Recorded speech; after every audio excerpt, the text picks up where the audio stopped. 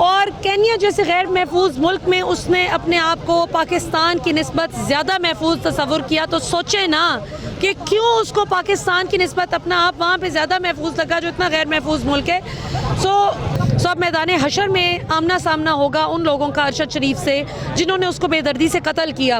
سو مت سوچو کہ تم بچ جاؤ گے، دنیا میں بھی ذلیل ہوگے انشاءاللہ اور آخرت میں بھی ہوگے، اور اس میں ہر وہ شخص شامل ہے جو اس کنسپیریسی کا حصہ تھا، جس نے پلان کیا، جس نے ایکسیکیوٹ کیا۔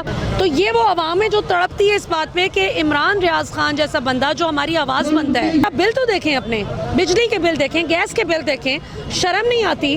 منہ اٹھا کے کہہ دیتی ہے آج کی موجودہ حکومت کہ ہاں ہمیں احساس ہے، ہمیں پتہ ہے کہ آپ کے بل بہت زیادہ ہو گئے ہیں، آپ نے دینے ہیں بلز۔ السلام علیکم ناظرین، آپ دیکھ رہے ہیں نیا پاکستان، میں عمار حیدر۔ اس وقت ہم لبرٹی کے اندر موجود ہیں، ملیحہ ہاشمی صاحبہ بھی اسلام آباد سے آ چکی ہیں۔ عمران ریاض خان کا جو پروٹیسٹ کیا جا رہا ہے ان کے لیے یہاں پر موجود ہیں۔ السلام علیکم میم۔ وعلیکم السلام۔ میم، یہ جو آوازوں کو بند کیا جا رہا ہے یہ کب تک ایسے چلے گا اور کون کر رہا ہے سارا کچھ؟ دیکھیں، یہ جو کر رہے ہیں تو پوری قوم کو پتہ ہے کہ کون کر رہا ہے۔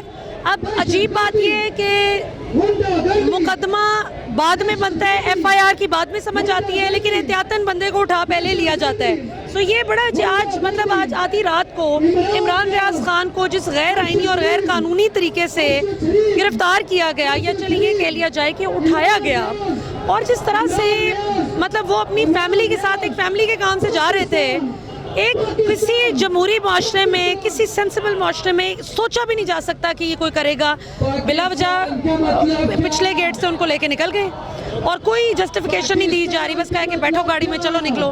تو یہ جو اس طرح کی ایبڈکشنز ہیں، ڈیٹینشنز ہیں، ان کو جب آئینی اور قانونی رنگ دے کے عوام کے آگے آپ جسٹیفائی کرنے کی کوشش کر رہے ہیں تو کوئی بھی نہیں خرید رہا اس بات کو۔ سب کو پتہ ہے کہ یہ ہو کیا رہا ہے، اور کیا عمران ریاض خان کا قصور کیا ہے کہ وہ اپنے ملک سے پیار کرتا ہے، وہ اپنے ملک سے مخلص ہے، اس نے اپنے ضمیر کا سودا کرنے سے انکار کیا، اس نے اپنے ملک کی آواز بننے کی بات کی، وہ حقیقی آزادی اور خود مختاری کی بات کرتا ہے، وہ رجیم چینج پر سوال اٹھاتا ہے۔ اس نے اس بات پر سوال اٹھایا کہ 6% پہ ترقی کرتا ہوا پاکستان کا جو G D P growth rate تھا اس کو آپ نے کنویں میں پھینک دی ہے۔ آج آپ بل تو دیکھیں، اپنے بجلی کے بل دیکھیں، گیس کے بل دیکھیں، شرم نہیں آتی؟ منہ اٹھا کے کہہ دیتی ہے آج کی موجودہ حکومت کہ ہاں ہمیں احساس ہے، ہمیں پتہ ہے کہ آپ کے بل بہت زیادہ ہو گئے ہیں، آپ نے دینے ہیں بلز، عوام نے دینے ہیں نا۔ تو یہ وہ عوام ہے جو تڑپتی ہے اس بات پہ کہ عمران ریاض خان جیسا بندہ جو ہماری آواز بنتا ہے، جو بائی دا وے اپوزیشن کا کام ہوتا ہے، جو آپ کے پارلیمان کا کام ہوتا ہے کہ آپ نے ان چیک رکھنا ہوتا ہے گورنمنٹ کو۔ آج آپ دیکھیں تقریباً سندھ والے حالات پنجاب میں بھی کر دیے۔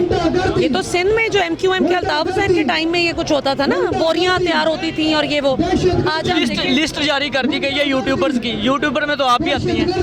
خیر میں بڑے عرصے سے یوٹیوب اپنی کر نہیں رہی، لیکن کسی ڈر خوف سے نہیں مصروف پڑی تھی، لیکن بہرحال میرا نیریٹو ظاہر ہے ٹویٹر پہ تو بہت ہوتا ہی ہے، تو وہ مجھے کوئی پرواہ نہیں ہے۔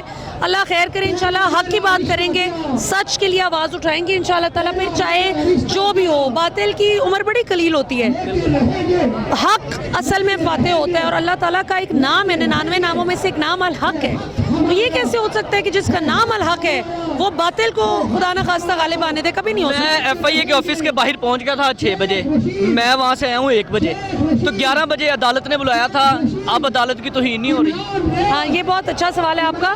یہ سلیکٹیو توہین ہے۔ کسی بات پہ اگر عمران خان یہ کہہ دیں کہ شہباز گل پہ جو جسمانی ٹارچر کیا گیا، جس پولیس نے کیا، اسی کے حوالے دوبارہ سے جج زیبا حوالے کر رہی تھی اپنے فیصلے میں، تو جب خان صاحب نے اس پر اعتراض اٹھایا تو توہین ہو گئی تھی۔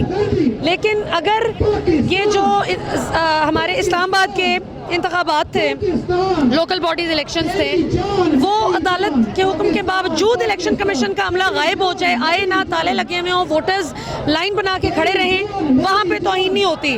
وہاں پہ بھی توہین نہیں ہوتی کہ عمران ریاض خان کو پیش کرنے کا کہہ رہی ہے عدالت اور یہ نہ پیش کریں، وہاں پہ بھی توہین نہیں ہوتی جہاں پہ فواد چودھری کو پیش کرنے کا لاہور ہائی کورٹ حکم دے اور یہ لے کے پھرتے رہیں لاہور اسلام آباد کے درمیان، اور اس کے بعد آدھی رات کو اسلام آباد ہائی کورٹ میں پیش کریں۔ سو توہین بڑی سلیکٹیو ہے، بڑی سیانی ہو گئی ہے توہین بھی، کہ جب دل کرتا ہے ہو گئی ہے. جس طرح ہوتا ہے نا کئی خواتین کو وہ سویٹر نہ بھی پہنے فیشن کے لیے تو وہاں پہ سردی نہیں لگتی, اور کسی کسی موقع پہ بہت سردی لگتی ہے.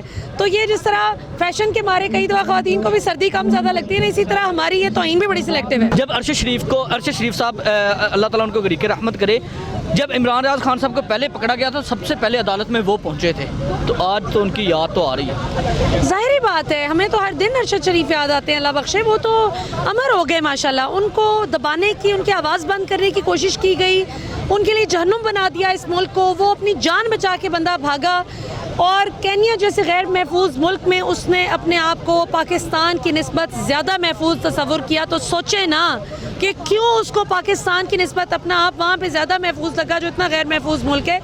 سو یہ ارشد شریف کی تو کمی ظاہر ہے کوئی بھی پوری نہیں کر سکتا. بڑا ہمارے اچھے سینئر تھے اور بڑی ایک رول ماڈل تھے پاکستان میں انویسٹیگیٹو جرنلسٹ کے لیے بھی.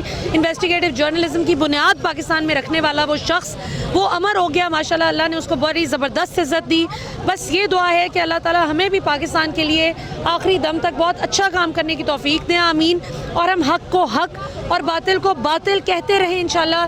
یہ دنیا بڑی چھوٹی سی, قرآن پاک میں بار بار وہ ہے کہ دنیا میں اس دھوکے کا سامان ہے, یہ ختم ہو جانے والا ہے. بار بار اللہ تعالیٰ طریقے سے اللہ تعالیٰ مختلف ایگزامپلس دے کے انسان کو سمجھاتے ہیں کہ آپ اس دنیا کو یہ نہ سمجھیں کہ یہ فائنل گھر ہے.